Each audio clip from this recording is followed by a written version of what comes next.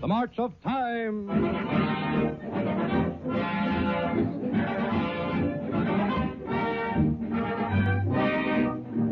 Exactly 1 year ago today, Life, the magazine of pictures, published its first issue. When Life began, it set out to report in pictures not only the news of the week, but the life of the world.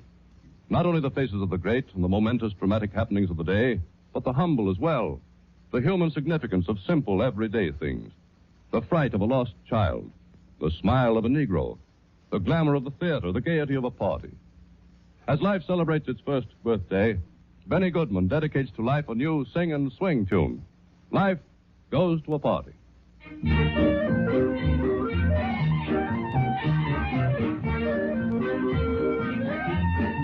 Life in its first year has taken its cameras to 52 parties, from the most socialite to the humblest. And during the coming year, Life will go to 52 more parties and publish a picture story of each one.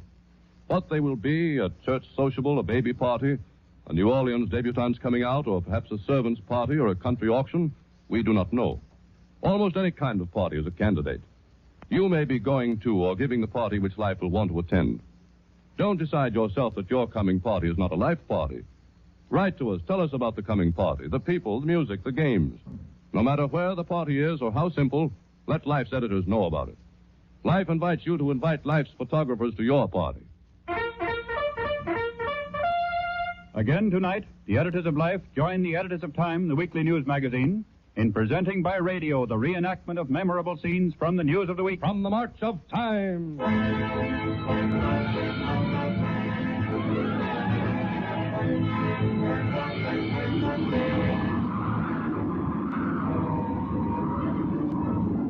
Seas piled up mountainously by a driving gale off Cape Hatteras one night this week. The small freighter Chandris plows eastward, bound for Rotterdam with a cargo of scrap iron and cattle. In the radio room, third engineer Bortas Velasquez confronts the operator. Got to send an SOS box. Cargo shifted. The water's pouring into the hold. I can't send an SOS without the captain's orders. Don't be a fool. Boat will be at the bottom of the Atlantic in half an hour. I can't help it. I've got to wait for orders. Send it. Put on that knife. Are you going to send it? But I tell you, Send it. Send out that SOS.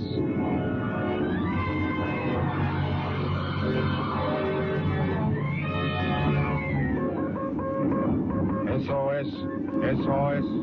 Freighter Jenny Chandris, foundering off Cape Hatteras with Cool 29 and cargo of livestock and scrap iron. Position latitude 35 degrees 30 minutes. Longitude 75, sinking rapidly. Yes, sir.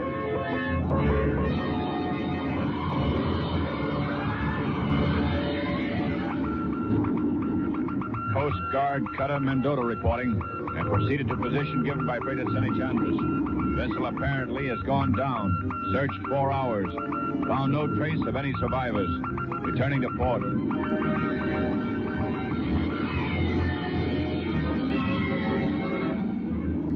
15 hours later, driven far to the north of the area searched by the cutter Mendota, is a crowded lifeboat still afloat in the raging seas. An injured man lies propped against the engineer. Hold up his head a little. Water, please. Water. There isn't any water, old fellow. Look out! Hold on!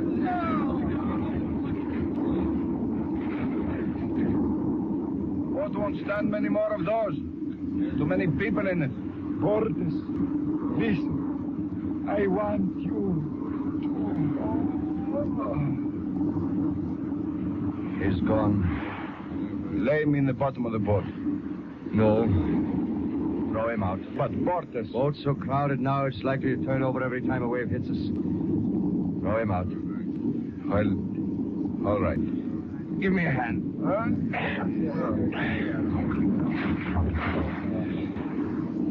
Well? Look.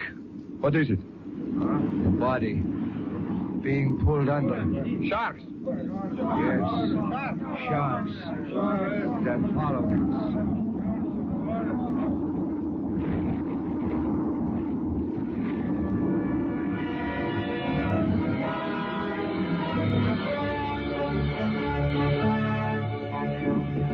Next morning, over the gray Atlantic. Atlantic east of Hatteras, glassy swells roll in the wake of a storm that has spent itself. A white seaman's cap, the jagged splinters of a lifeboat hull bulge into the cold light. The carcass of a sheep drifts seaward with the swells.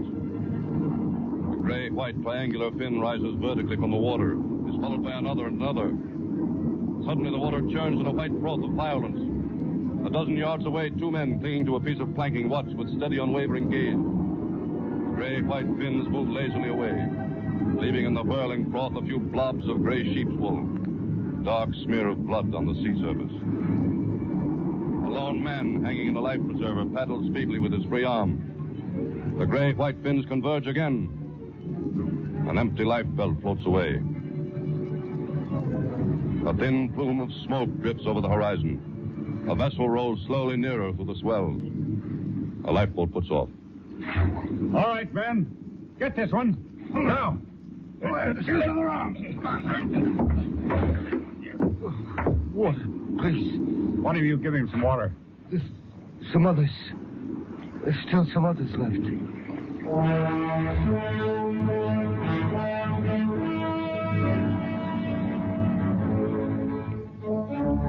This week, picked up alive by rescuing vessels are 21 of the 29 members of the crew of the freighter Chandris, foundered off the treacherous shoals of Cape Hatteras, a graveyard of the Atlantic. Latitude 35 degrees 30 minutes, longitude to 75.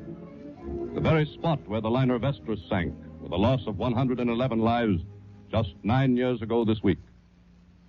Time marches on.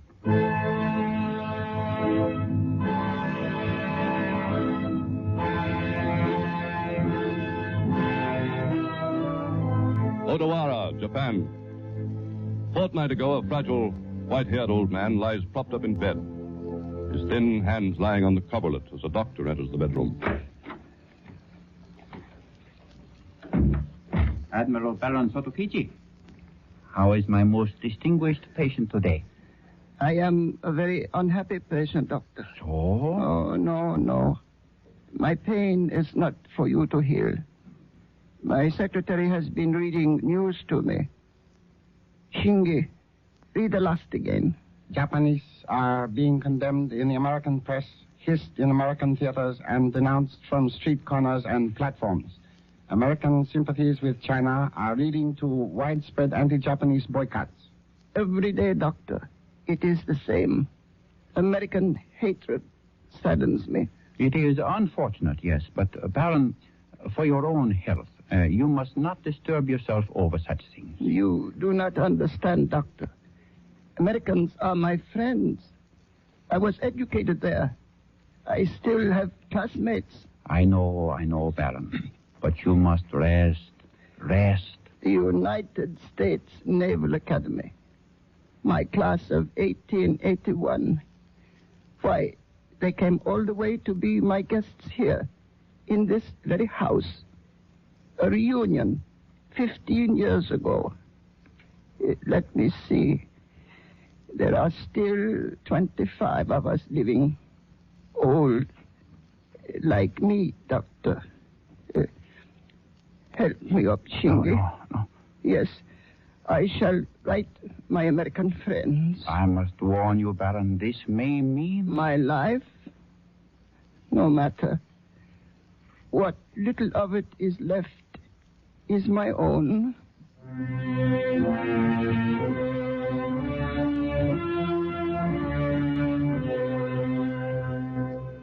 This week, as it must to all men, death came to Admiral Baron Sotokichi Urio, 80.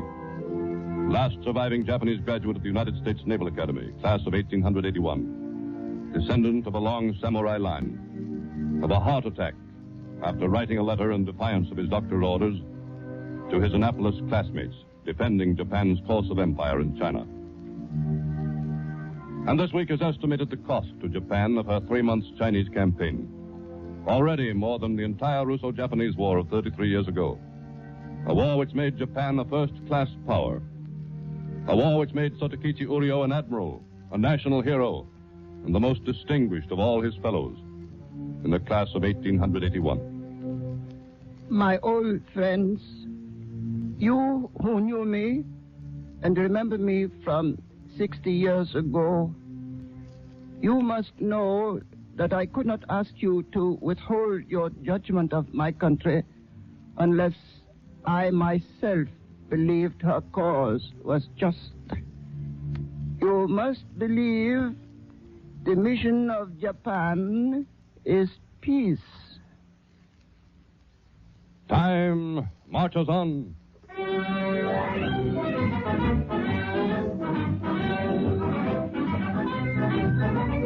Washington, D.C. One morning a few weeks ago, in a pet shop on Washington's Connecticut Avenue, a distinguished gray-haired man of medium height stoops to pet the head of a large St. Bernard dog while a clerk looks on. That's a good boy. That's a fine fellow. How much is he? He's $100, sir. Fine-looking animal. Oh, yes, sir. He's a thoroughbred. Fine, I'll take him. Yes, sir. And what is your address? Oh, my card. General Smedley Butler of the United States Marine Corps. Oh, yes, General Butler. Now, $100, you say. I'll give you a check. Oh, sir, do you mind if I make a check for $150? I'm short of cash. Well, I think we can give you the cash, General Butler. Glad to accommodate you, sir.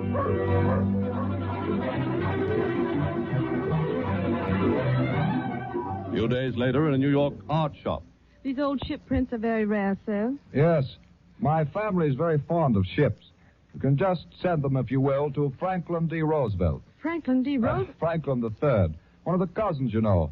Now, the pictures are $100. Do you mind if I make the check for $150? Not at all, Mr. Roosevelt.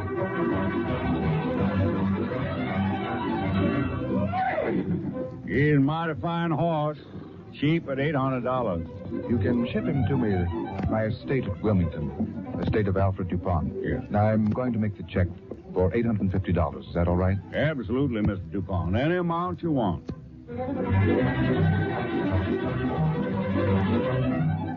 You know, old China is a hobby of mine. Now, the check, I'm going to make it out for an extra $50. I'm Henry Ford. Well, Mr. Ford, I guess we don't have to worry about your check. This week in the New York courtroom of U.S. Commissioner Garrett W. Cotter. Will the clerk please read the charges? Federal Court of New York. Charges of impersonation of federal officials and others, of forgery and fraud, are hereby preferred against one Frederick E. Peters, alias Alfred E. Smith, alias George Bernard Shaw, alias Ulysses S. Grant III, alias William Randolph Hearst, alias Charles Evans Hughes, alias Woodrow Wilson Jr., alias John Jacob Astor, alias John. This week into custody at last comes the kindly distinguished gray-haired man who for 30 years has evaded police in 13 states and 2 cities, whose impersonations of the great and near great have cost U.S. merchants unknown thousands. One for Frederick E. Peters, the title of the nation's most extraordinary impersonator. This week, making a rare appearance under his own name and held in $15,000 bail to face a 30-year sentence, comments impersonator Peters. I suppose it had to happen someday, but I'm sorry Mom had to find out. And says a relative of Frederick Peters in Ohio. We're sorry to hear Frederick's in trouble, but we're glad to know he's alive. Not long ago, Fred's ma got a telegram saying he was dead and asking for money to bury him. If you ask me, old Fred sent that telegram himself. 1937 marches on.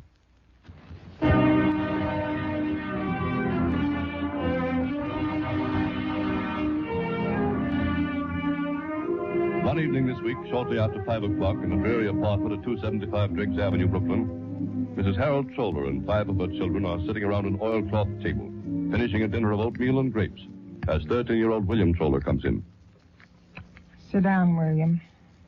Where'd the food come from? How'd we get it? Ah, quit worrying all the time. Harold sold his overcoat. Eat, William. Eat. Can I have some more, Mama? Oh, Jimmy. Harold got $1 for his coat. It's so warm you don't need a coat. William, you aren't eating. What's wrong with you? Oh, the fella gave me a hot dog this afternoon. I ain't hungry. I am. William, look at me. What's the matter with you? Quiet? Not hungry? I'm all right. Honest, It's just that a fellow I know, a fellow at school, was treating everybody this afternoon, and I guess I ate too much. That's it. I ate too much.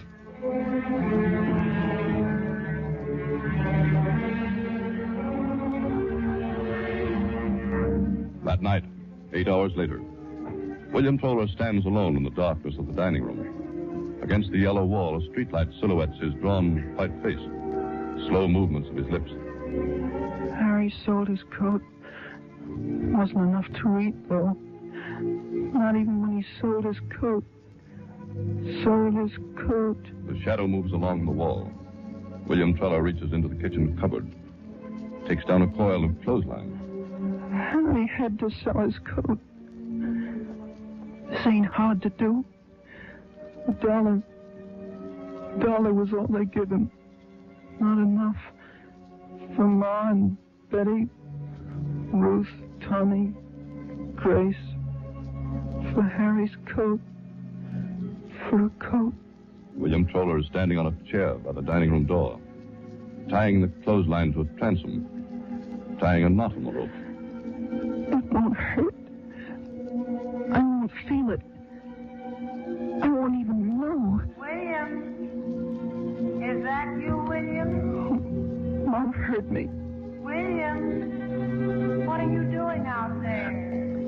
I wish I could. But I can't.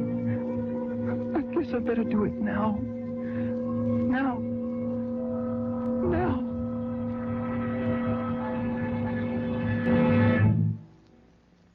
I thought I heard William come in. Wonder what that noise was. Sounded like a chair falling over. Light a match, Grace. I'll go see. Here. Willie. William!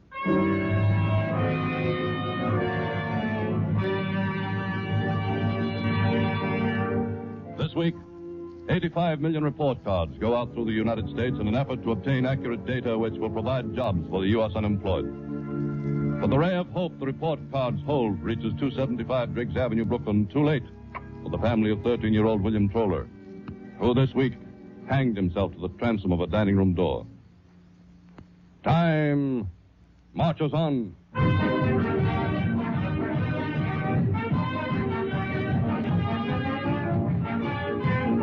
U.S. political and economic fronts, up and down the land since August 1937. General Motors 38, off 17 points to year's low. U.S. Steel 53, off 68. Bonds continuing to break. Security. Steel production at 48% of capacity, a 44% drop since May. Lumber output off 24% since 1936. Freight car loading. Lawrence, Massachusetts. Pacific Print Works, largest textile mill of its kind in the U.S. Shuts down. 30,000 out of work. Others preparing to follow suit. Steel production down 42%. Employment in automobile industry down 5%. Little Steel lays off 185,000 workers in a single 10-day period. Such is the business recession of 1937. And this week in the United States Congress, assembled in special session, the clerk reads a message from the President of the United States. Its preamble: important measures are already pending, but other matters will require early consideration. For since your adjournment in August, there has been a marked recession in industrial production and industrial purchases. On big businessmen, once belabored by Franklin Roosevelt as economic royalists, says the Roosevelt recession message of this week. During the adjournment of the Congress, I have sought to avail myself of the wisdom and advice of managers of large industrial and financial enterprise. On the unemployed, once called by Franklin Roosevelt the forgotten men whom government must help, says the Roosevelt recession message of this week. The continuance of recovery and the elimination of unemployment in the United States depends far more on business policies than it does upon anything that may be done or not done by the government in Washington. On New Deal capital and business taxes, once defended by Franklin Roosevelt as a means to redistribution of the wealth, says the Roosevelt recession message of this week. Tax modifications adequate to encourage productive enterprise should be given special consideration. Our immediate task is to try to increase the use of private capital to create employment and higher levels of industrial activity.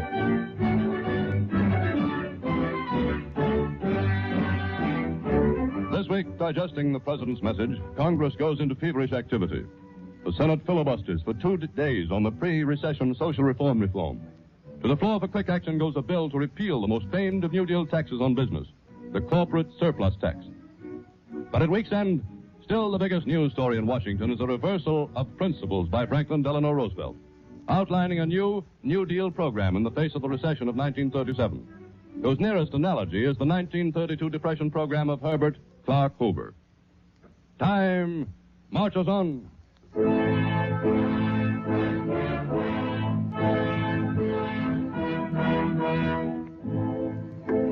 Bath, England. On the 7-acre estate of Fairfield, in a 14-room Georgian house one day this week, 2 British reporters pay a visit to a dark-skinned, cadaverous-faced little man with bushy black beard, who still styles himself Emperor of Ethiopia, Haile Selassie I. Pray be seated, gentlemen. Thank you, Your Majesty. The room is chilly, I know, but I am sorry. You know our English autumns by now, Your Majesty. One needs a fire in November. Alas, we can no longer afford fires in any room but the nursery. But really, gentlemen, we like it here. When I sell the house, we shall be sorry to leave. It is a little crowded, but less so than before, without my cousin's family. Then, Ross Cussa is no longer with you? Oh, quite near. You see, since I am going to sell my automobile, we were able to convert the garage for his family to live in. And then my son, Makonnen, and my daughter, Sahai, they are both away. Yes, I understand the Duke of Harrar is enrolled at King's College, Staunton. Yes, he was fortunate to obtain a scholarship. My daughter is in a nurse's training school in London and will, we hope, find a place in the world. We are adapting ourselves, you see. The Ethiopian Association is collecting a fund, I believe. I am afraid not, gentlemen. My appeal to the world for my distressed country has failed to bring even enough for my personal needs. Nothing from your lawsuits? No, but as you may have heard, Mussolini offered me a rather tempting sum to abandon my claims before the League of Nations, but I did not accept.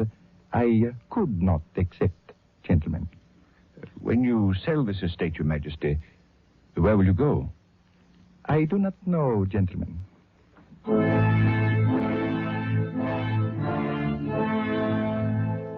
Time marches on.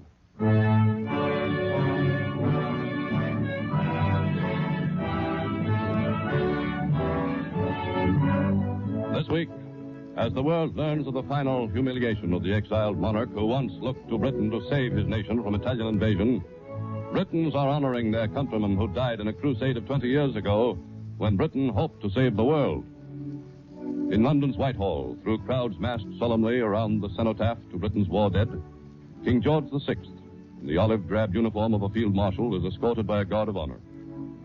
Then, alone, bearing a wreath, he mounts the steps of the memorial, places the wreath, and descends to stand beside the robed and mitred Archbishop of Canterbury.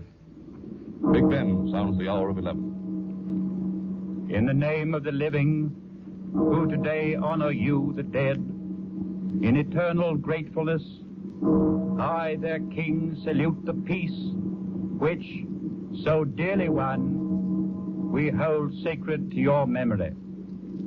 Lord, thou hast been our refuge from one generation to another. Before the mountains were brought forth, wherever the earth and the world were made, thou art God from everlasting, world without end. Thou turnest man to destruction. Again thou sayest, come again, ye children of men. With all the empire, we who are gathered here will now observe 2 minutes of silence in reverence of the dead. Stop! Stop! Stop it! The dead are all right. You cannot do anything for them. But what about the living millions of us who don't have enough to eat? Grab him, quick, get his arms, might have a gun. No, let me go. Why don't you stop all this hypocrisy? You know you're deliberately preparing another war. Yeah. Stop it!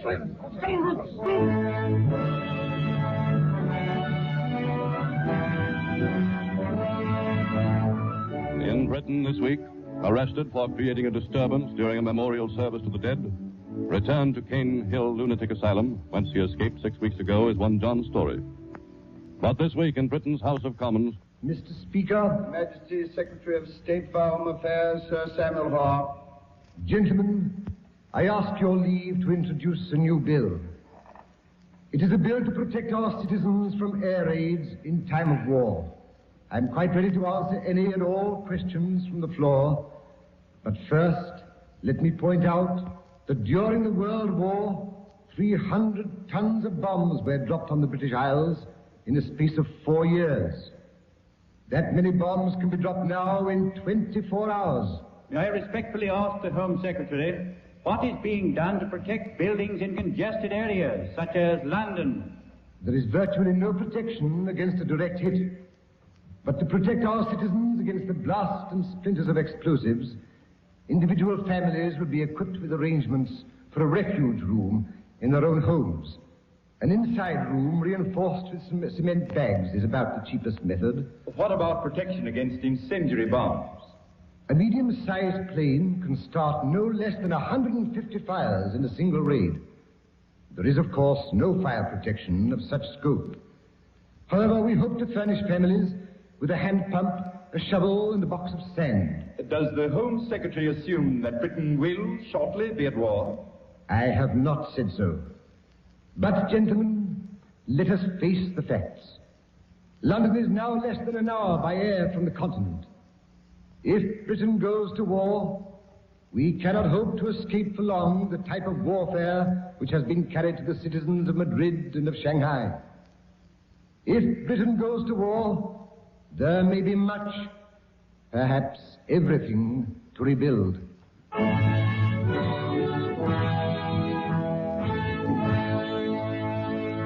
Time marches on.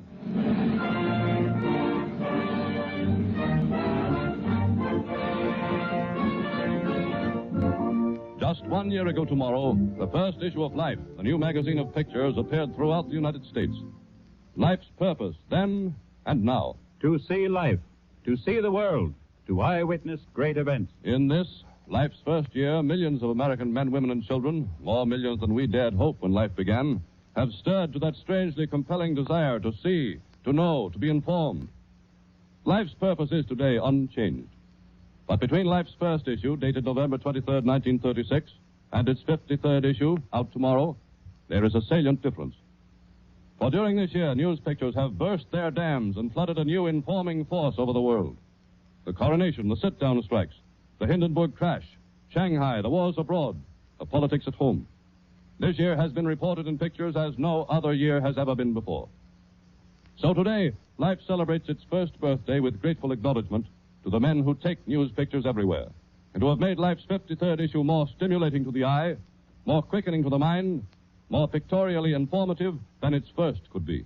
And grateful, too, is Life's acknowledgement to U.S. amateur photographers who, in ever-increasing numbers, have been sending the editors their best pictures. The best pictures of the Hindenburg disaster, the best pictures of an East Texas oil well fire, were taken by amateurs. But so were hundreds of others that were published in Life, of humble faces, of babies, of dogs, of science, of fun, of families. Pictures that reveal the whole fabric of today's living. That's the kind of pictures Life wants. It has published over 2,000 amateur photographs in its first year, and Life wants more of them. So we invite you to send us your most interesting photographs. Let us look at them. If not used, they'll be promptly returned. And for every amateur picture it prints, Life will pay at least $5. Send your pictures to Life, Chrysler Building, New York. Life's first anniversary issue is on sale at newsstands tomorrow. If you do not see it, may we suggest you ask your news dealer for it. If you have reserved your copy, your news dealer will have it for you tomorrow, Friday morning. Time marches on.